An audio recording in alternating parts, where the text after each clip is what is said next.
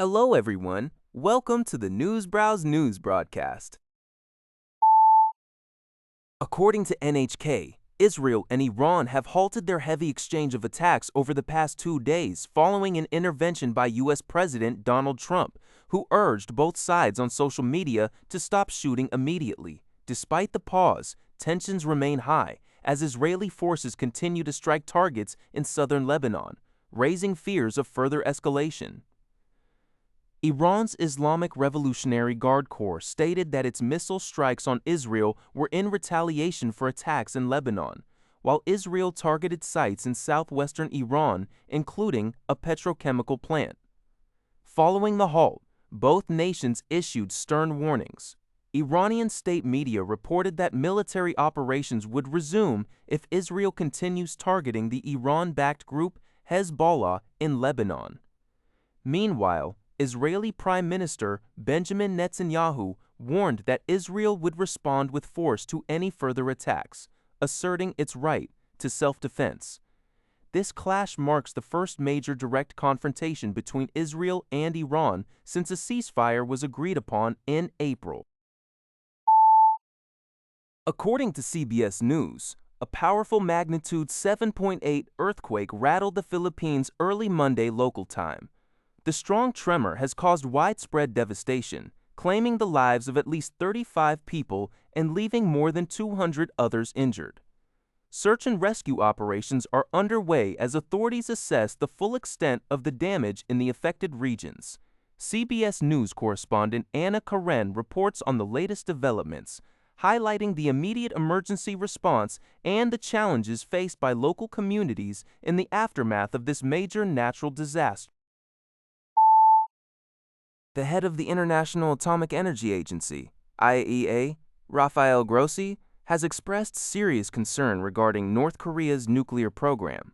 Speaking at a Board of Governors meeting in Vienna, Grossi cited recent photographs released by Pyongyang, which suggest the presence of a new enrichment facility at the Nongbyon nuclear complex, while North Korean state media recently confirmed that leader Kim Jong-un visited a nuclear production site. The location was not specified. Kim claimed that the country's capacity to produce weapons-grade nuclear materials has more than doubled over the last 5 years. Grossi stated that the facility's interior layout indicates its likely use for enrichment purposes. He emphasized that these activities and the continued development of North Korea's nuclear program are in clear violation of UN Security Council resolutions. The IAEA confirmed it will continue to monitor the situation closely to address these growing threats.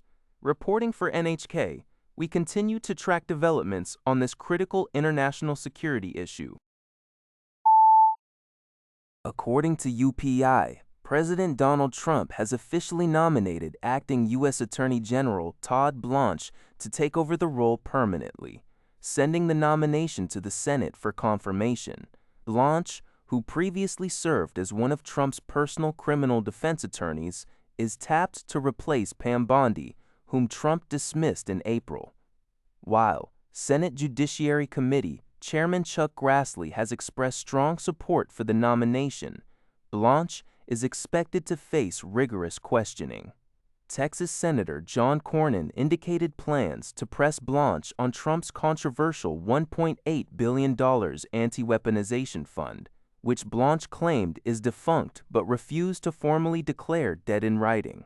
Additionally, Blanche may be scrutinized over his role in securing prosecution immunity for Trump and his family in an IRS tax settlement, as well as his handling of the redactions and release of the high-profile Jeffrey Epstein files.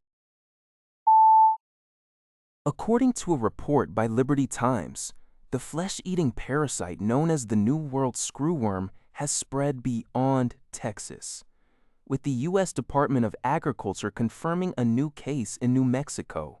This brings the total number of confirmed cases in the United States to 5, which includes 3 calves and a goat in Texas and a dog in New Mexico. The screwworm is the larval stage of a fly that feeds on the living tissue of warm-blooded animals, laying eggs in open wounds. In response to the outbreak, Canada has temporarily suspended the import of cattle, horses, and other livestock from Texas. Since the parasite was detected in Mexico in late 2024, the U.S. has been releasing sterile flies to prevent local outbreaks. However, Texas recorded its first domestic case in 60 years last week. Entomologists expect more cases to emerge in the coming weeks. U.S. Agriculture Secretary Brooke Rollins stated that the government aims to suppress the parasite during the winter and release enough sterile flies to prevent a resurgence in 2027. That's all for this video. Thank you for watching. See you in the next video.